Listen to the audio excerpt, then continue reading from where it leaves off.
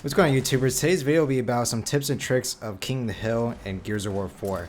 Now, King of the Hill is a ring that stays in one spot, and players must battle and control the ring. And in order to control it, they must stand into the circle.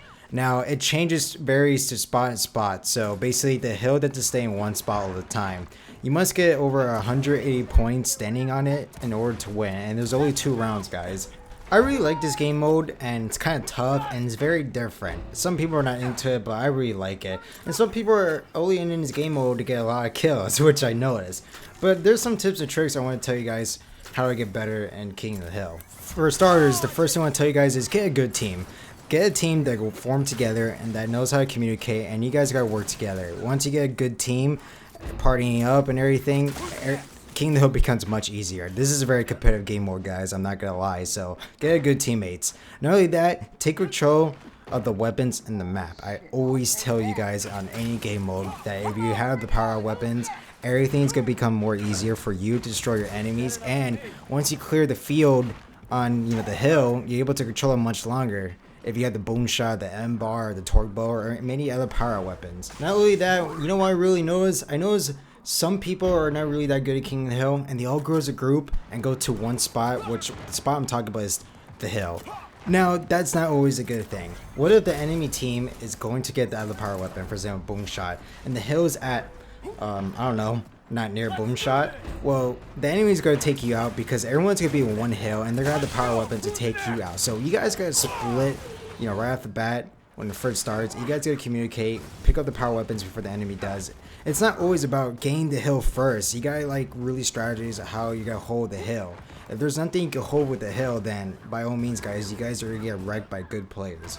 Now, and this tip of trick is start using your rifles more often, like the Lancer. If you see this clip very closely, I'm just lancering. I'm not always charging in. I'm stopping the enemy from touching the hill by consistently hitting them with my rifle. So that's a neat tip of trick I'm providing you guys, and I often don't see people doing that. I often see people charging the shotgun and just getting wrecked by better players. You don't always have to use a shotgun, guys. I always explain this in my video. If you just saw that, guys, very closely, I just got wrecked by the boom shot.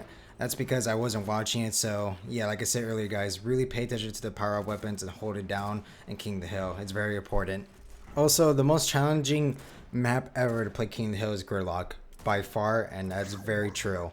There are so much open areas, so much angles you have to worry about. You have to worry about so much weapons in this map, and it gets chaotic and goes crazy. And at the same time, when your enemies are dead, you have to constantly worry about where they're going to spawn, because they could spawn next to you, far away, very close to you, the middle, anywhere, just literally anywhere. This game's very unpredictable, so you have to open your eyes, you have to open your ears, you have to be aware of your surroundings at all time. It's really, really tough. Now, what I like to do in King of the Hill is I mostly do not like going to hill. I like to be, playing as a supportive role. What I mean by that is I can camp atop rooftops, watch my teammates' backs, continue spotting them with the spot button, and just mark the enemies around the map so my teammates could be aware. That's the role I like to play. I like to really support my teammates at King of the Hill. I like to let them know where they're coming from, and I always help my teammates, and they survive much longer because I'm playing the supportive role by letting them know where they're coming from. The best thing doing in King of the Hill is catching your enemies off guard by shooting them in angles with your Lancer, or just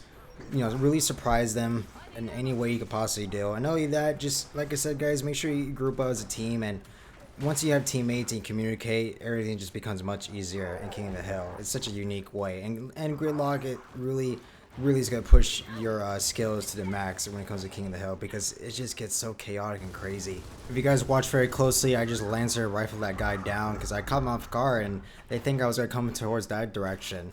Like I said, guys, spawning is very unpredictable in this game.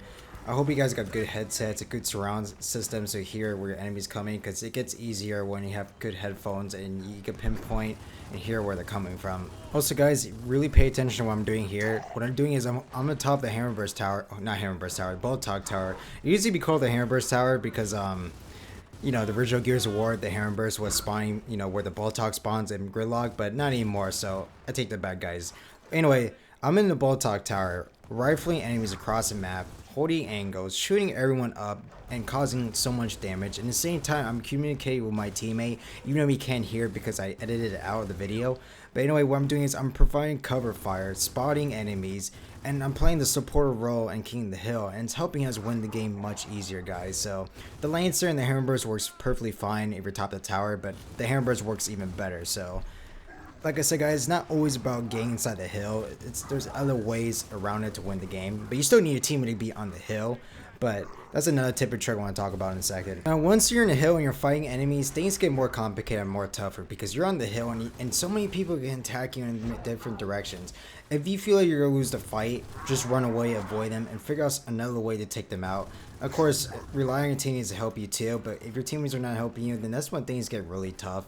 And King of the Hill might not be the game mode for you if you just want to run and gun. It's not about that. But anyway, you see very closely that I'm sort of holding the hill. I'm not exactly on it, but I'm still watching my teammates, and I'm still providing cover fire for them so they could take the enemy out much easier. But if you're in the hill, guys, by all means, get ready for the worst and just try to take enemies out one by one. And you feel like you're overwhelmed and so many people are coming towards the hill at the same time, just run away. Don't choose to attack them. If you feel like you cannot take more than 3 or 4 guys at the same time, just run away and figure another way out taking them out.